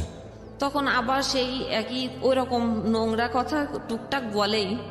আমি ওই নোংরা কথাগুলো আমি কখনো মানে করতে পারি না। ওই যাওয়ার পরে একই অবস্থা। এরপরে আমার একদিন রাগ হলো, আমি তাকে বলেই বসলাম যে আমার যে ডিভোর্স হলো, আমাকে তো কিছু টাকা দিয়েছিল, মানে কাবিনের যে টাকা। এখন তো যখন আমি এই কথাটা বলি তখন 2013 সাল, আমার ডিভোর্স হয়েছে 2007 সালে। তা এত বছর আমার টাকা তো আমার মা আমার কাছ থেকে বলেই বলছিল, কিন্তু টাকাটা আমার হাতে দেয় নাই, তাদের কাছে দিছেন। আমাকে বললো যে তোমার ওই টাকাটা নিয়ে আমি ঘর তৈরি করতেছি, আর তোমাকে একটা মানে ডিপোজিট করে দেবো তোমার ভবিষ্যতের জন্য। কত টাকা ছিল ওটা? 65,000 টাকা দিছিলেন। আচ্ছা। আমার মা সেটা দিয়ে ঘর তুলছেন, তোলার পরে ভাড়া তার মতো সে চলে। আমার জন্য কোনো ডিপেস করে নাই সেটা আমি জানি না, কারণ আমি মাকে বিশ্বাস করছি। তখন তার কাছে আমি টাকা চেলাম, সে সেম আমার মাথা নষ্ট হয়ে গেছে। ওই রিয়াকশন থেকে আমি পাগল হয়ে গেছি। আবার এখানে দৌড়লেন, তারা বলছে হ্যাঁ পাগল টাগল হয়ে গেছে, আর হচ্ছে গিয়ে সেটাও না, ওই মাথা একটু নষ্ট হয়েছে, সেটার কারণ হলো যে তার অন্য কারোর সাথে অ্যাফেয়ার আছে, সেই কারণে সে টাকা চাচ্ছে। এই কবিরাজি ট্রিটমেন্ট? জি।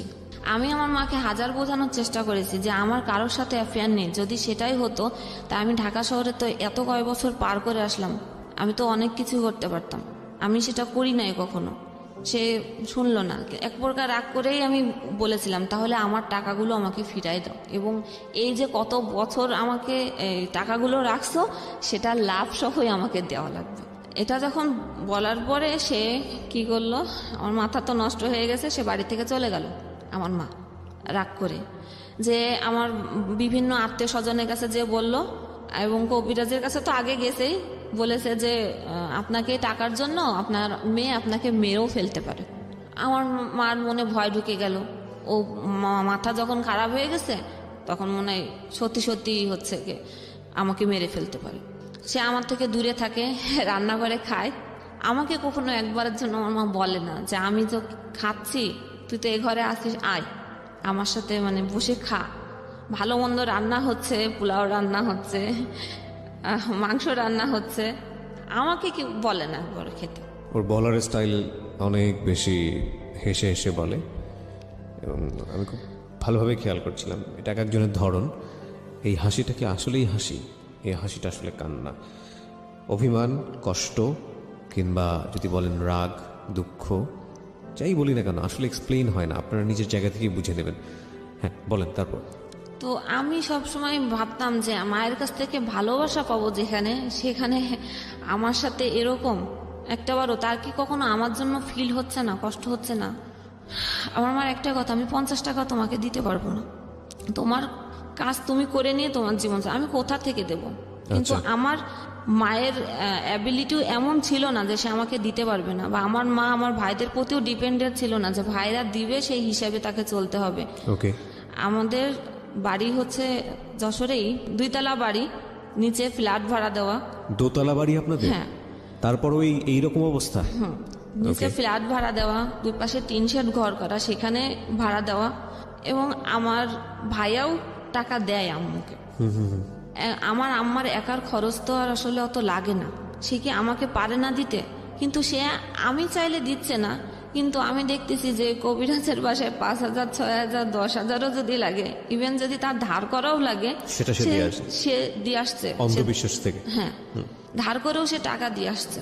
তখন আমি রাগ করে চলে গেলাম। আমি প্রথম ফার্স্ট আমার চাচা বাড়িতে। আমার মানে এত বছর জীবনে আমি চাচা, মামা, ফুফু, খালাতো ভাই বোন বা কারোর সাথে কখনো মিশতে দেওয়া হয় নাই। ভাই বোনের যে কি সম্পর্ক, কি টান, বা এক জায়গা হলে কত মানে মানুষ উপভোগ করে আনন্দ, সেটা কখনো করি নাই। তো গেলাম, সেখান থেকে খোঁজ পেল আমার খালু, বললো যে তুই আমাদের বাড়িতে বাসায় আয়, তোর কি হয়েছে দেখি। ওখানে যে থাকার পরে সেই একই অবস্থা। আম্মু খালু এগুলো বিশ্বাস করে না, কিন্তু খালামণিকে আম্মু চুপি চুপি ওই জিনিসগুলো দিয়ে আসে, যে ঠিক আছে তোর এখানে আছে, তুই এগুলো খাওয়াস ওকে, পানি টানি এগুলো। আমি একদিন ফলো করলাম যে আমার মা যে জিনিসগুলো আমাকে বাসায় খাওয়াতো, সে জিনিসগুলো আমি খালার বাসায় ওই যে ময়লার ঝুড়িতে আমি দেখতে পেলাম। তখন আমার জিনিসটা খারাপ লাগলো যে এইখানেও আমি আসছি, এখানেও এই অবস্থা, তাহলে এইখানে থাকা যাবে না। রাইট। তারপরে খালা আমাকে একটা কথা বলছিল, ওইটা আমার বেশি হার্ট করছিল, যে বাবা নাই তো অসহায়, এই কারণে রাখছি, এর মা কি করবে। তা আসলে অসহায় জিনিসটা আমাকে হার্ট করছে। ফাইনালি আমি আবার বাড়িতে গেলাম আম্মুর কাছেই। আম্মা তো বাসা থেকে আমাকে দেখেই বললেন যে ও যদি এই বাসায় থাকে, আমি এই বাসায় থাকবো না। শীতকাল, সন্ধ্যের সময় সে চলে যাচ্ছে আমাকে দেখে, সন্ধ্যের সময় আসছি। তা আমার এত শীত, আম্মা চলে যাবে ঘরের থেকে, দরকার নাই, ঠিক আছে আমি বাইরে থাকতেছি। আমি সারা রাত শীতের মধ্যে, সোয়েটার নেই, কোনো কিছু নেই, আমি সারা রাত সিঁড়িতে বসে থাকলাম। আমার মা ঘরে ঠিকই ঘুমালেন লেপের মধ্যে। সেখানে ভাইয়াকে ফোন দিলেন ঢাকায়, যে ওর তো মাথা খারাপ হয়ে গেছে, এখন কি করবি কর, আও তো আমাকে মেরেই ফেলবে।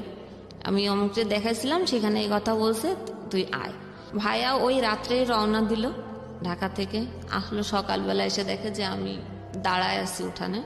তো মানুষজন ডেকে বলল যে দেখেন, একটা সুস্থ মস্তিষ্কের লোক কখনো এই শীতের মধ্যে সারা রাত কি বাইরে থাকতে পারে না? তাহলে বোঝেন সবাই যে আমার মা যেটা বলে সেটাই রাইট কিনা, যে ও আসলে তাহলে পাগল হয়ে গেছে। তাই আমি পাগল হয়ে গেছি। আম্মাকে ওই সময় ও কি করলো, ব্যাগটা গুছাইনে পাঠাই দিল কোথায়। আমি আমার মার পিছ পিছ দৌড়াইছিলাম রাস্তা, যে তুমি যেও না, আমি তোমাকে কখনো মারবো না, আমি এটা করতে আসি নাই, আমি মারতে চাই নাই, আমি কেন মারবো, তুমি তো আমার মা, আমি তোমাকে কেন মারতে যাব। সে আমার কোনো কথা শুনল না, চলেই গেল। বাসায় থাকলাম। বড় ভাইয়ের এখানে আসলেন ঢাকাতে। এখান থেকে কি বুদ্ধি পেয়ে গেছেন, আমি বাড়িতেই একাই কোনো চাল না, কোনো কিছু না, কোনো কিছু রেখে যায়নি, খাবার কোনো কিছু, রইছি আমি একা। আমার ছোট ভাই আমাকে অনেক মারলো যে তোর জন্য আমার মা এই বাড়িতে থাকতে পারে নাই, তোকে এই বাড়িতে আর থাকতে দিব না। তাহলে আমি কোথায় যাব সেটা জানি না, তুই কোথায় যাবি, কোথায় যে থাকবি, তুই কি খারাপ জায়গাও যদি চলে যাস সেটাও আমাদের দেখার দায়িত্ব না। তারপরে পাশের বাড়ি থেকে একটা ছেলে এসে ও বলল যে থাকবে, ও থাকুক, আপনি মানে কিছু করেন না। আমার কাছ থেকে ফোন ছিল, ফোনও নিয়ে নেওয়া হলো। আমার কাছে একটা কিছু টাকা ছিল, সেটাও নিয়ে নিল, গেল। ছোট ভাইয়া চলে গেল আবার ঢাকাতে। ও যে পৌঁছাইছে আর বড় ভাই আবার হয়তো রওনা দিছে, আমি জানি না, যেহেতু আমার কাছে ফোন নাই, কোনো কিছু আমি জানি না। সকাল ভোরবেলা দরজা নক করছে, তারপরে খুলে দেখি যে ভাইয়া, বড় ভাইয়া এসে আমাকে রড দিয়ে অনেক মারলো। লোহার একটা রড ছিল, সারা শরীরে রক্ত জামা। কি আমাকে কেন মারতেছো, তো টাকা চাইছো, একটা ছেলের সাথে সম্পর্ক, প্ল্যান করে আসছি আমি, এগুলো চাকরি টাকরি ছেড়ে দিয়ে প্ল্যান করে বাড়িতে আসছি যে টাকা পয়সা নিয়ে আমি চলে যাব। তা আমি টাকা চাইছি, ভালো কথা, টাকা নিয়ে নেয় না। টাকা মা ছিল না বাসায়, মা চলে গেছে, তুই হচ্ছে টাকা চুরি করছিস। আমি টাকা চুরি করছি, কত টাকা, 50,000 টাকা। আমি চুরি করছি, আমি চুরি করলে আমি ঘরে কেন, রাইট, আমি চুরি করলে তো আমি নিয়ে চলে যেতাম, তাহলে আমি কেন, আমি যদি প্ল্যান করে থাকতাম কারোর সাথেই চলে যেতাম, তাহলে তো আমার উপযুক্ত সময় ছিল যে বাড়িতে কেউ নাই, আমি তো নিয়ে চলে যেতাম। যখন সে আমার কোনো কথাই শোনে নাই, প্রচুর আমাকে মারলো এবং বাইরে থেকে তালা লাগা চলে গেল। যে আমার আব্বুর একটা ফ্রেন্ড ছিল পাশে, তাকে ডেকে আনলো। আনার পরে তাকে বলল যে আম্মা বলছে যে ও হচ্ছে ঘরে সোনা গহনা ছিল, সেগুলো চুরি করে পাস করছে, আর 50,000 টাকা ছিল, সে টাকা ও পাস করে দিছে। তা আমি বলছি এটা কে বলছে, বলছে মা বলছে। আমি বলছি আম্মা বলছে, আমার বিশ্বাস হয় না, কারণ আমি এত বছর, সে আমাকে মানুষ করছে, আমি চোর কি, আমার হাত টাকা নেওয়ার অভ্যাস আছে কিনা একমাত্র সেই ব্যক্তি আমাকে বলতে পারবে যে আমি কেমন। জি। তা আমার মা যদি বলে থাকে যে আমি চুরি করছি, তাহলে আমি বাড়ি থেকে হচ্ছে গিয়ে চলে যাব। তা বলছে ঠিক আছে, আম্মাকে ফোন দিচ্ছি। আর প্রতিবেশী যারা যে কাকু, তারা বসাই আমার সামনে। তা আমি কাকুর কাছে রিকোয়েস্ট করছি যে আমার তো মারতে আর জায়গা রাখে নাই, তো তারপরও আমি মানে বাড়ি ছেড়ে যাই না। যদি আমার মা আমাকে এই কথা বলে যে আমি চুরি করছি, তাহলে আমি আজকে এখনই এই মুহূর্তে আমি চলে যাব, কারণ আমার আর বলার কোনো ভাষা নেই, এর কোনো উত্তর আমার কাছে জানা নাই। ফোন দিল, লাউডে দিল। হ্যাঁ, আমার মা ওই পাশ থেকে বলছে যে আমার ঘরে 50,000 টাকা ছিল, ও চুরি করছে, গহনা ছিল 5 ভরি, সেটা ও নিছে। আমি আর কোনো রিয়াক্ট করলাম না, বললাম আচ্ছা কাকু ঠিক আছে। কাপড় চুপড় নিলাম, বাট আমার সার্টিফিকেটগুলো কেড়ে নেওয়া হলো। আমার ভাই আমার সার্টিফিকেটগুলো কেড়ে নিল, দিল না। আমি সার্টিফিকেটের জন্যই ওয়েট করতেছিলাম যে কখন দেয় ওটা, কোথাও যে করব কিছু করে, সেটার জন্য আমার সার্টিফিকেটের প্রয়োজন আছে। তারপরে বাড়িতে থাকতে দিল না, বের করে দিল ওই সময়। যে আমি আমার কাকু আমাকে নিয়ে গেলো যে আমার বাসায় থাক, দেখি তোর মাকে বোঝাতে পারি কিনা। রাইট। কাকুর বাসায় থাকলাম 14 দিন। আমার মা ঢাকা থেকে, এই ভাসমান জীবনের পরিণতি আসলে শেষ পর্যন্ত কোথায় গিয়ে দাঁড়ায়? হ্যাঁ, সে কাকুর বাসায় 14 দিন থাকার পরও আম্মু আর মানলো না, বললো যে ও থাকলে কোনোভাবে আমি বাড়িতে থাকবো না। তার অনেকভাবে বললো যে আপনার মেয়ে, এটা তো ছেলে না। নিজের মেয়ে? হ্যাঁ, ছেলে হলে একটা জায়গায় যে রাত কাটাতে পারছে, যে কোনো কাজ করতে, এটা তো আপনার মেয়ে, ও তো চাইলেও পারবে না কোথাও যে কাজ করতে, বা আপনি কেন এটা বুঝতেছেন না। তাই কোনো কথাই সে শুনলো না। যাক, আমি ঠিক করলাম তাহলে আমি কোথায় যাব। তো ব্যাগ ট্যাগ নিলাম।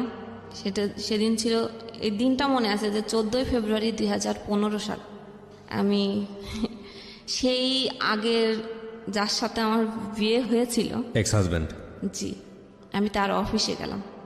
এতদিন পরে গেলাম। সেইখানে যাওয়ার পরে সে একটু নাচেনার ভান করেছিল আমাকে দেখে।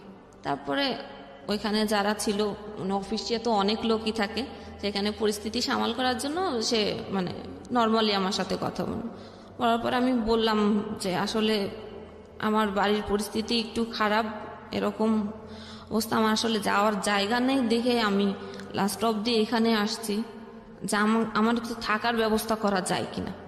সে তখন তার কলিগের বাসায় আমাকে কিছুদিন রাখলো।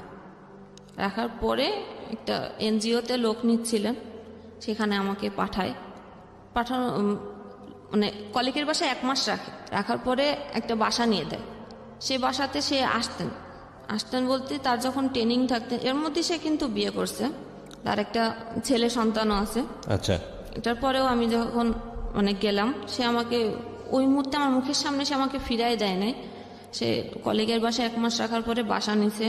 সে যখন খুলনাতে বিভিন্ন ট্রেনিংয়ে যেত তখন ওইখানে যে থাকা লাগতো, সেই সময়টা আসতো আমার বাসায় থাকতো। মানে আপনার সঙ্গে একটা হাজবেন্ড ওয়াইফ সম্পর্ক সেই সময়টাতে ছিল। সে যেখানে রাখছে সব জায়গায় তার ওয়াইফ পরিচয় দিয়ে রাখছে, এবং অফিসে যখন গিয়েছি সে কিন্তু বলে নাই, যে সে যখন পরিচয় করায় দিছে আমার ওয়াইফ, হ্যাঁ আমার ওয়াইফ। 3 মাস পরেই ওই এনজিও চাকরির জন্য আমাকে পাঠায়। সেখানে যখন ভাইবা দিতে যায়, ওই ভাইবাতে ছিল একজন আপু, যে আমাদের এক বাড়ির পরেই তার বাড়ি। সে কিছুটা একটু একটু শুনছিল যেহেতু এলাকায়, তো সে বলছে তুমি ওনার ওয়াইফ, আমরা তো ওনাদের সাথে অনেক বছর কাজ করি, সেটা তো আমি জানি না। আমার তো এখানে আর বলার কিছু নেই, কারণ আমি তার কিছুই বললাম না যে আপু আমার আসলে জবটা দরকার। এখানে ট্রেনার হিসেবে আমি যোগদান করলাম। আপনার বিভিন্ন ইউনিয়ন কাউন্সিলে ভিজিডির চাল দেয় সরকার থেকে, ওটা একটা প্রকল্প। সেখানে স্যালারি আমার 5,000 টাকা ছিল, কিন্তু সে যে আমাকে ওই চাকরিটা দিয়ে আস্তে আস্তে যে দূরে সরাই দেওয়ার জন্য করছে সেটা আমি বুঝি নাই। ওই কয় মাস সে আমাকে খরচ টরচ দিছে, বাসা ভাড়া দিছে, খাবার খরচ সবই দিছে। এইটুকুই বা করে কে? হ্যাঁ, তাই না? না করলেও তো পারতো। রাইট। এটা করার পরে এবং ওই চাকরিতে ঢোকার সময় 10,000 টাকা দিতে হয় জামানত। এখন অনেক মেম্বার, 10 টাকা করে হলেও অনেক টাকা হয়ে যায়। যখন টাকা তোলা হতো 4 লাখ 5 লাখ করে টাকা হতো। এই কারণে জামানত দেওয়া। 10,000 টাকা সে নিজেই দিল জামানত হিসেবে। এরপরে আর যোগাযোগ যখন করে না, তখন আমি বাসাতে মানুষের কাছে কি জবাবদিহিতা করব? রাইট। যে কাউন্সিলরকে আমাকে দিয়ে আসছে সেখানেও তো সে একই পরিচয় দিয়ে আসছে। আমি তো কাউকেই জবাব দেবে না যে তোমার হাজবেন্ড কোথায়, কেন আসে না। কোনো একটা ডাউট আছে, এটা তো মানুষ বোঝে, যে মাসের পর মাস আসে না, ফোন দেয় না, খোঁজ নেয় না, নিশ্চয়ই কোনো সমস্যা আছে। আমি আর কিছু বলতাম না। এরপরে আমি চাকরিটা ছেড়ে দিলাম। এত কথা উত্তর না দিতে পেরে? হ্যাঁ। আচ্ছা। যেখানে থাকবো না ওই মুহূর্তে আর চাকরি নাই, আসলাম কোনো রিলেটিভ না, যেহেতু কোনো রিলেটিভের বাসায় আমি যাওয়ার মতো পরিস্থিতি নাই। শুধু একটা রিলেটিভের বাসায় একদিন গিয়েছিলাম থাকার জন্য 1 রাত, আমার ফুপু বাসায়। ফুপু বোন আমাকে ওই যে চোর, এজন্য সে আমাকে বটিনে কুপাতে গেছিল যে এই মুহূর্তে বাড়ি থেকে বেরোয় যায়, তো এখান থেকেও চুরি করতে পারিস। কি অসহনীয় জীবন, কি অসহনীয় জীবন। অথচ সে আমার বোনটা আমার থেকে কিন্তু ছোট। এরপরে আসলাম আমাদের বাড়িতে। আপনি বলছেন এতগুলো ঘটনা ঘটে গেছে আপনার জীবনে, আপনি কাঁদছেন না? মানে আপনি কি পাথর হয়ে গেছেন শোকে? সহ্য করতে করতে এখন আর চোখে পানি আসে না। কারণ প্রতি মুহূর্তে যুদ্ধ করছি যে আমাকে উত্তরণ করতে হবে, কিন্তু একটা জিনিস এর মধ্যে শুধু মাথায় কাজ করতো যে আমাকে পড়ালেখা শেষ করতে হবে। এটা খেয়াল রাখবেন একটু, ওর গল্পটা কোথায় গিয়ে দাঁড়ায়। হ্যাঁ, তারপর? এরপর আমাদের বাড়িতে দীর্ঘদিন ভাড়া ছিল, ওনাদের সাথে কোনো এক প্রকারে ওইখানে যে রাস্তা আমার দেখা, ওনারা ওইদিকে বাড়ি করছেন ওই গ্রামে। ওনাদের বাড়িতে যে আমি থাকি 1 মাস, ওনারা অনেক ভালো। 1 মাস থাকছি, আমার আম্মার সাথে তাদের প্রতিনিয়ত দেখা হতো, কিন্তু তারা কখনোই কোনো সময় বলে না যে আপনার মেয়ে আমাদের বাড়িতে আছে। বরং তারা আরো জিজ্ঞেস করতো যে ও কেমন আছে, আপনার মেয়ে কোথায়। বলতো ও আছে, ঢাকায় আছে, কিন্তু তারা তো জানতো যে আমার বাসায় আছে। তো আপনার সাথে যোগাযোগ হয় না? বলতে হয়, যে কোনো একটা ভাবে পাশ কাটা যেত, আমার কোনো প্রসঙ্গ আসলে কথা বলতো না। তাদের বাসায় 1 মাস থাকার পরে আমি তখন মোবাইলে ফেসবুক অ্যাকাউন্ট খুলি। আচ্ছা। এর আগে আমার ফেসবুক অ্যাকাউন্ট ছিল না। তো ফেসবুকে ফ্রেন্ড লিস্টে নক করতাম ফ্রেন্ড যারা ছিল, যাদের চিনতাম না জবের জন্য। ফাইনালি একজন আমাকে বলল যে হ্যাঁ জব দিতে পারি, শর্ত আছে। কি শর্ত? টেক অ্যান্ড গিভ, যেটা এখন চলে সবাই জানে যে টেক অ্যান্ড গিভ কি। তো আমি সেই মুহূর্তে ভাবলাম যে আমি কখনো এত কষ্ট ফেস করছি, কখনো এইরকম কোনো নোংরা জিনিস আমার মাথায় কাজ করে নাই, কিন্তু আমাকে তো জবের এখন দরকার। তখন আমি মানে রাজি হলাম, কিন্তু আমার মনে ছিল যে আমি জবটা নিব, তারপরে আমি তাকে টেকনিক্যালি অ্যাভয়েড করে যাব, এরকম কোনো ইস্যু মানে আমি তার সাথে 2 নম্বরই করবো, এটা এরকম একটা ইচ্ছে। আচ্ছা, ফাইনালি আমি আবার ঢাকায় আসলাম। তো যেদিন আমি মানে ঢাকায় আসছি সব কিছু নিয়ে, আমি ঢাকায় এসে কোথায় থাকবো, কোথায় উঠবো আমি নিজেও জানি না। রাত্রে রওনা দিলাম। অন্য সময় আমাদের ওদিকে হচ্ছে ফেরি পার হতে হয়, নদী ঘাট পার হতে হয়, অনেক জ্যাম থাকে। রাত্রে রওনা দিলে সকালে ফেরিতে ওঠে, ওদিন কোনো জ্যাম নাই। পুরো এসে রাত 2টার সময় নামাই দিছে কলাবাগান। এখন আমি কোথায় যাব? ওখানে মনে হয় সম্ভবত স্কয়ার হাসপাতাল। আমি হাসপাতালেই বসে বসে ভাবতেছি যে এখন আমি কি করব। আমাকে তো যে জবের জন্য আমাকে ডাকছে ওইখানে আমার ইন্টারভিউ দিতে যেতে হবে। ফোন টিপছি আর ভাবছি যে কি করব। ফোন টিপতে টিপতে একটা ভাইয়ার নাম্বার চোখে পড়লো। আমার বান্ধবীর বিয়েতে যে পরিচয় হয়েছিল বরযাত্রীর, ওইখান থেকে আমি তার নাম্বার নিয়েছিলাম। সে আমার নাম্বার জানে না, যে আমি ঢাকায় থাকি, কখনো যদি ঢাকায় যাও দেখা করো, এরকম। ওই নাম্বারে আমি ফোন দিলাম, দিয়ে বললাম যে ভাইয়া আমি তো এরকম ঢাকাতে আসছি, আমার একটু প্রবলেম আছে, আপনি আমাকে একটু থাকার জায়গা ম্যানেজ করে দিবেন, টাকা পয়সা নিয়ে আপনার হেল্প করা লাগবে না, জাস্ট একটু থাকার ব্যবস্থা। সে বলল ঠিক আছে। তখন ভোর ভোর হয়েছে। সে বললো যে আমি আসছি। সে থাকে ফার্ম গেটেই। সে রিক্সা নিয়ে আসলো, এসে আমাকে নিয়ে গেল তার বাসাতেই, একটা ব্যাচেলার বাসায়। ব্যাগ রেখে আমি ফ্রেশ ট্রেশ হয়ে আমি গেলাম জবের ইন্টারভিউ দিতে, টেকনিক্যাল। ওখানে যাওয়ার পরে বলল যে আপনি কালকের থেকে জয়েন করেন। আচ্ছা, জবটা হয়ে গেল, যেহেতু যার লিঙ্কে আমি আসছি, ওইখানে যে ম্যানেজার ছিলেন ওটা ওনার বন্ধু ছিলেন। তা আমি যথারীতি চাকরি করছি, ওনার সাথে আমি আর দেখা করি না। মানে কন্ডিশন ছিল জব হওয়ার পরে আপনি এই রিলেশনশিপে যাবেন। ওকে, আমি আর দেখা করি না। উনি বারবারই হচ্ছে আমাকে নক করতেই থাকে। এরকম করে প্রায় 6-7 মাস পার হয়ে গেছে জবে। অফিসেও যেতেন, আমার ওই অফিসে এই করতেন। আর এদিকে ওই ভাই আমাকে হোস্টেল ঠিক করে দিলেন, হোস্টেলেই উঠলাম। একদিনের পরিচয়, আমাকে চেনেও না, আমার বাড়ি কোথায় সে জানে না, সে আমাকে হেল্প করলো। হচ্ছে জব ভালোভাবে চলছিল, ওটা প্রেশার দেওয়া শুরু করলো। যখন ফোন রিসিভ না শুরু করলাম, তখন আমার ম্যানেজারকে ফোন দিত, ফোন ধরে না কেন। আচ্ছা, ম্যানেজার আমাকে ডেকে জিজ্ঞেস করে তুমি কেন ফোন ধরো না, ওটা না তোমার ভাই? সে হ্যাঁ আমার ভাই। আমি তো জানি যে সে হচ্ছে কি, কিন্তু তার কাছে প্রকাশ করতে পারতাম না। একদিন বাধ্য হয়ে আমার ম্যানেজার স্যার খুবই ভালো ছিলেন, যে মেয়েদেরকে যথাযথ সে সম্মান দিতেন। আচ্ছা, তা আমি বললাম যে আসলে উনি আপনার বন্ধু, আমি আপনাকে সত্য কথাই বলি যে এরকম একটা সিচুয়েশনে আমি পড়ছি। এখন সে তো রীতিমতো আমাকে এই করতেছে, এবং সে আমি যে ঢাকায় আসব তিনি আগের থেকে আমার জন্য বাসা ঠিক করেছিলেন, কিন্তু আমি জানি না। এবং সে সেখানে বাসা ঠিক করার পরে সেই 6-7 মাস পরে এসে বলে যে আমি তো বাসা ঠিক করেছিলাম, যখন ফোন ধরি না, যখন দেখছে যে না আমি তাকে অ্যাভয়েড করতেছি, তখন বলতেছে যে এই 6-7 মাসের বাসা ভাড়া আমাকে দিতে হবে। আচ্ছা, আমি কেন দিব বাসা ভাড়া? যে তুমি তো না করো নাই। আমি আসছি কি আর কখন আসবো সেটা তো আপনি জানতেন, তাহলে আপনি কেন আমাকে না জানায় বাসা কেন ঠিক করলেন? আমি তো আপনাকে একবারও বলিনি যে আমার জন্য বাসা ঠিক করেন আপনি। এই বাসার টাকার হ্যাম্পার আমার পরে দিতেই আছে, এবং যার বাসা হচ্ছে নিচে সে স্থানীয় একজন লোক, সে নাকি তাকে হুমকি দিচ্ছে এই সে করবো টাকা না দিলে। আমার ম্যানেজারকে জানালাম, ম্যানেজার বলল যে তুমি টেনশন করো না, আমি এটা হ্যান্ডেল করতেছি, যেহেতু ও আমার ফ্রেন্ড তো আমি এটা হ্যান্ডেল করতেছি। যখন আমার ম্যানেজারকে দিয়েও তার কোনো কাজ হলো না, তখন বলে যে অফিসে লোক পাঠাবো, এই করব, রাস্তাঘাটে অনেক কিছু করব। একটু ভয় পেতাম। এর মধ্যে হচ্ছে আমি মাস্টার্স ভর্তি হয়েছিলাম। ওই বাংলা কলেজে? না, আমি যখন ওই যে এনজিওতে ভর্তি, এই চাকরিতে ঢুকলাম, তখন আমার মাস্টার্সের ভর্তির ডেট আসলো। আচ্ছা, তখন আমি জানতাম না যে আমি ভর্তি হতে পারবো না, মানুষের কাছে টাকা ধার নিয়ে আমি ভর্তি হয়েছি। এর মধ্যে তো ভর্তি ওইখানে ঢাকায় চলে আসছে জবের জন্য। যশোরে ভর্তি? যশোরে ভর্তি। আচ্ছা, আসলাম এখন পরীক্ষা দিতে।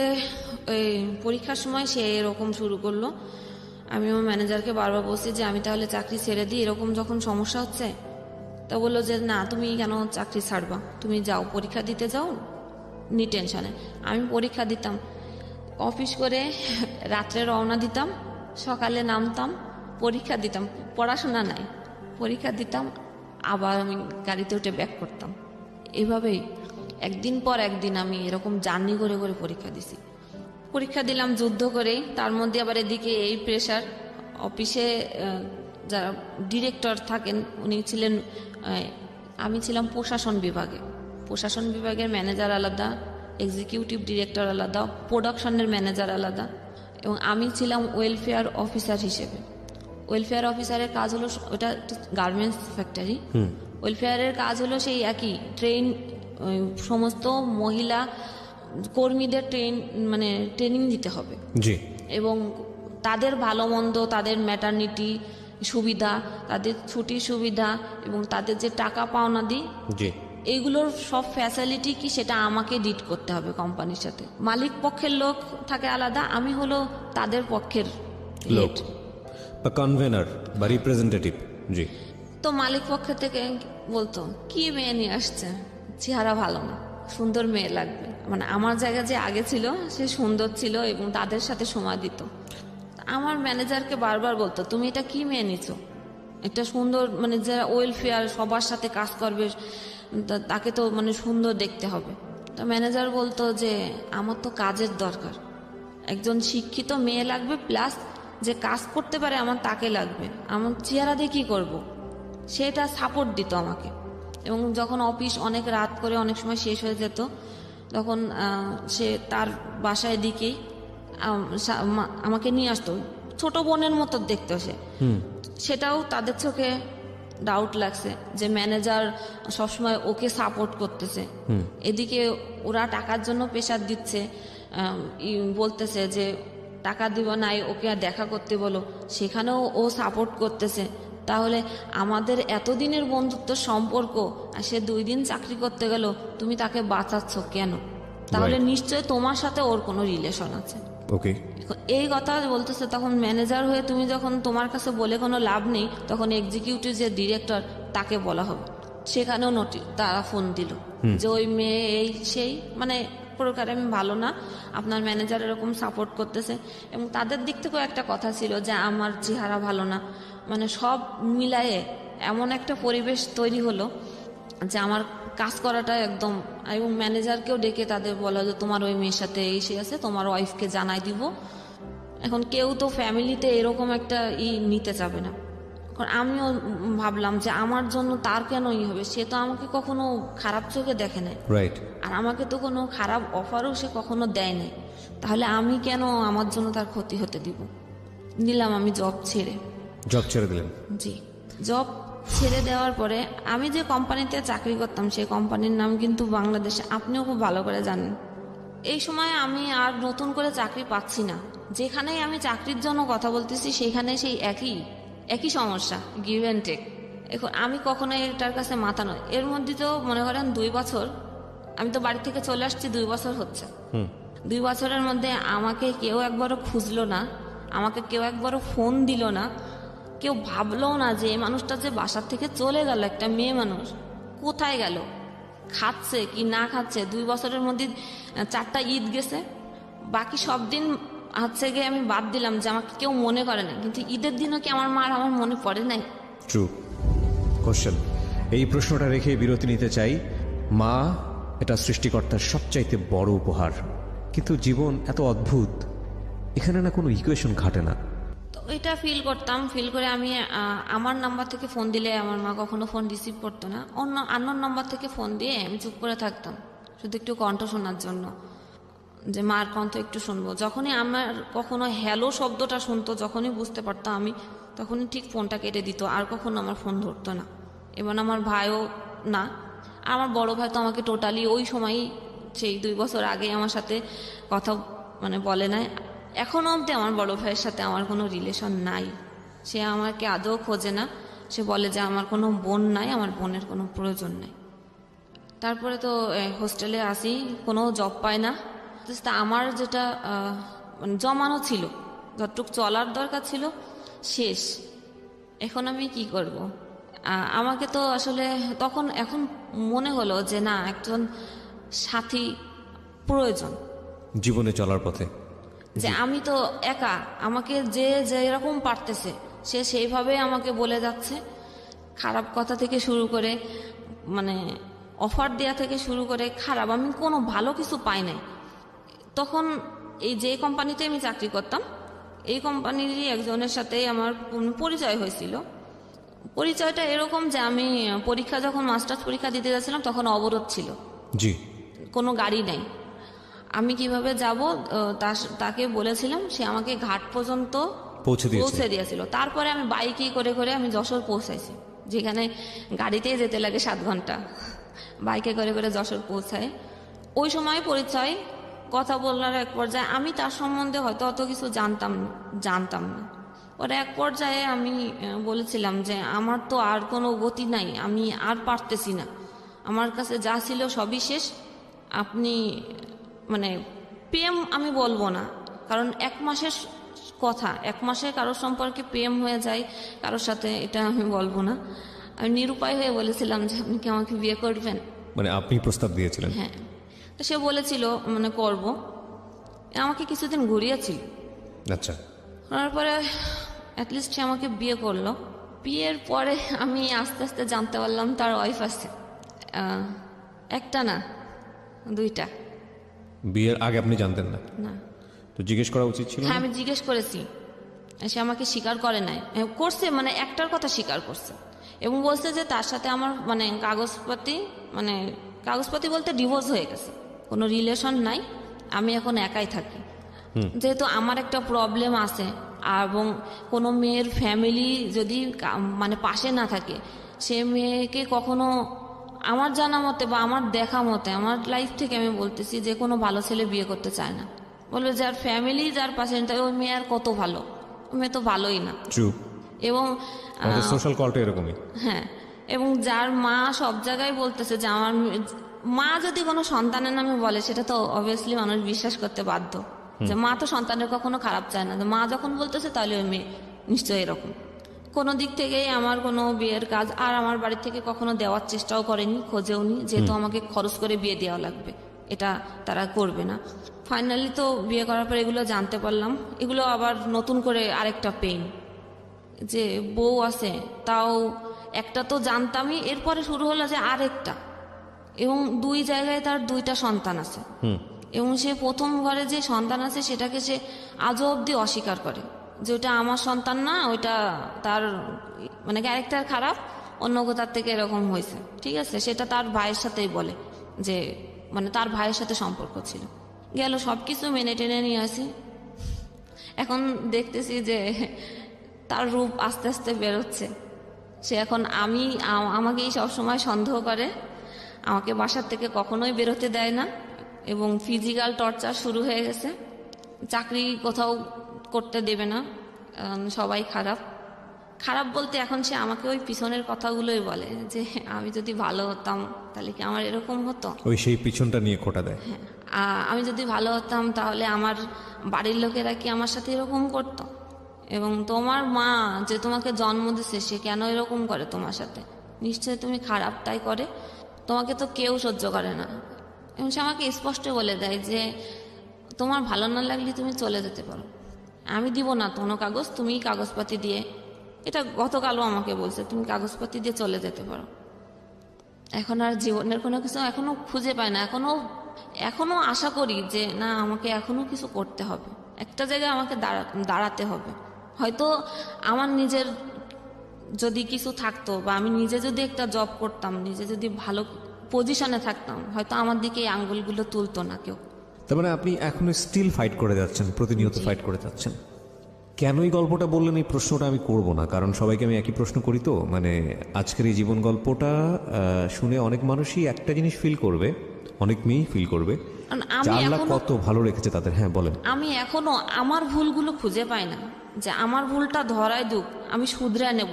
কারণ ভুল যে কাজ করে সে কিন্তু একটা ঘোরের মধ্যে থাকে, সে কিন্তু বুঝতে পারে না যে আমি ভুল করতেছি না ঠিক করতেছি।